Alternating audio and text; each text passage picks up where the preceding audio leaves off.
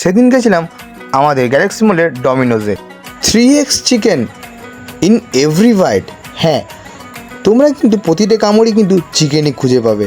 তাই আমি সরাসরি অপেক্ষা করতে না পেরে 299 টাকায় চিকেন ম্যাক্স পিৎজাটাকে অর্ডার করে ফেলি। তারপর আমি ঝটপট চলে যাই যে অর্ডারটাকে আনতে, তারপর নিজের টেবিলে রেখে এবার এটাকে টেস্ট করার পালা।